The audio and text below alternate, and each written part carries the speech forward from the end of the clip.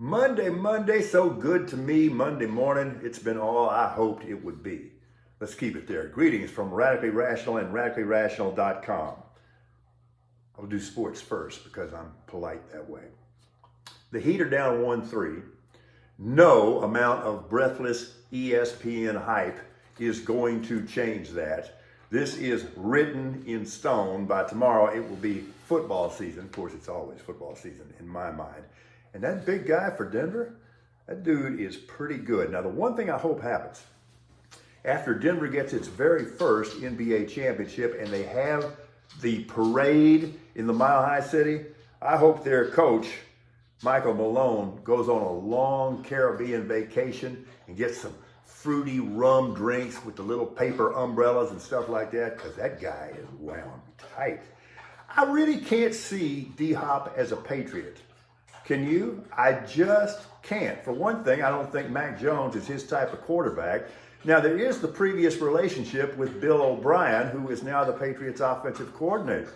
But my question is, was that a good relationship? Because I can never keep these things straight.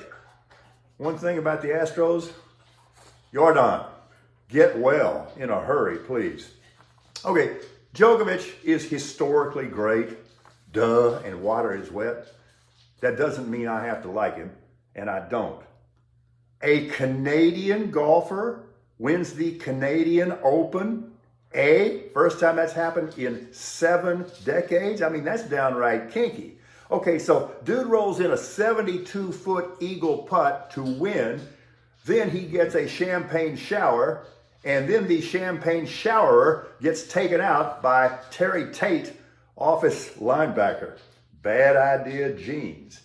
Okay, speaking of golf, think things are going to be a little awkward this week at the U.S. Open.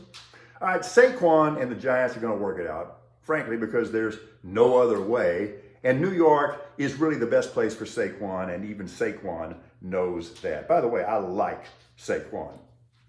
Pressure in Jacksonville is going to be on the Jags defense because that O is going to score a lot of points. Now, this is likely, very likely, the last roundup in Nashville for Tannehill and King Henry. So watch them ball like rabid badgers this year. And watch the very creative things that Mike Vrabel and his staff come up with. That guy can coach, and I think reports of the demise of the Titans may be premature and exaggerated. There's not one valid reason why the Detroit Lions should not win the NFC North. That should make Lion fans everywhere very, very nervous. Are the Vikings even planning to play a schedule this year? I need to check on that. I bet you the Jets make a major run at Dalvin Cook, as will the Dolphins, and that could alter the balance of power in the AFC East. I like Justin Fields. I really do. And I expect him to be among the most improved players in the National Football League this year. But I'm seeing multiple rankings, media rankings, listing the current version of Justin Fields among the league's top 5 quarterbacks. Are there pharmaceuticals involved here? And I mean on the part of the media members who are compiling this list? Unbelievable. Nobody's talking about the Chargers. I can understand that because they disappoint annually and their head coach is a head case. But man, Justin Herbert. All I can say is Justin Herbert. All right, you know how this is.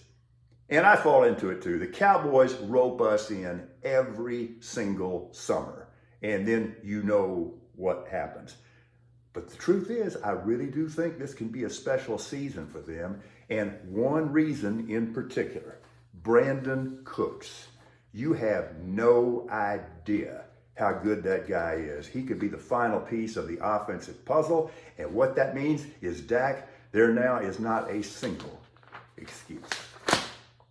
Okay, this is not the fault of Merrick Garland or Jack Smith or Joe Biden, Democrats, the deep state. More on that in a moment. It's not the fault of the bossa nova.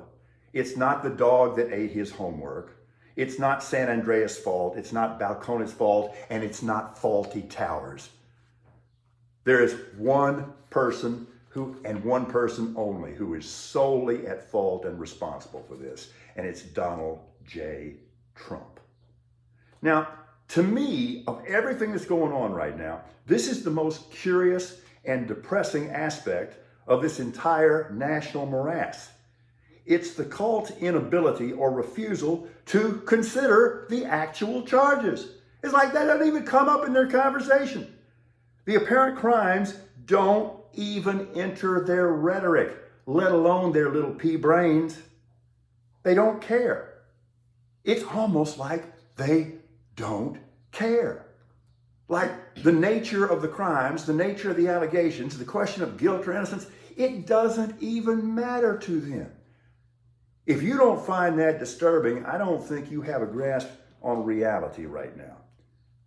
The current reality is that there is a 37-count federal indictment against a former president that documents allegations of heinous felonies. If proved, these are by a wide margin the most serious abuses of power in U.S. presidential history. But they won't talk about that. They'll talk about everything in the world except that. So are they saying that these crimes, these allegations, are they saying they're not serious? That they don't matter? That that's the guy, if guilty, that you want leading the United States of America? They just don't care.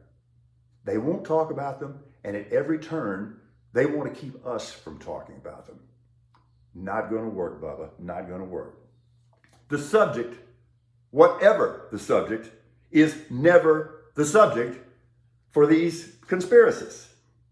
Now, this is, of course, their go-to third down play. I'll give you an example. Gun violence. Anytime there is a discussion about gun violence, they want to forbid, they want to prohibit people from using the word gun.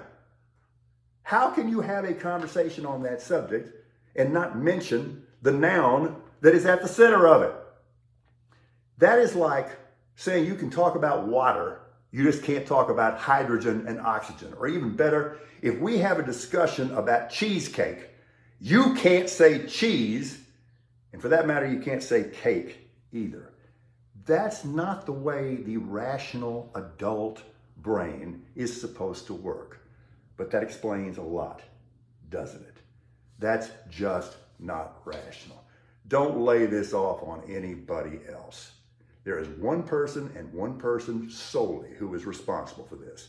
It is Donald J. Trump. That's about as radically rational as I can be. And you too. So deal with it.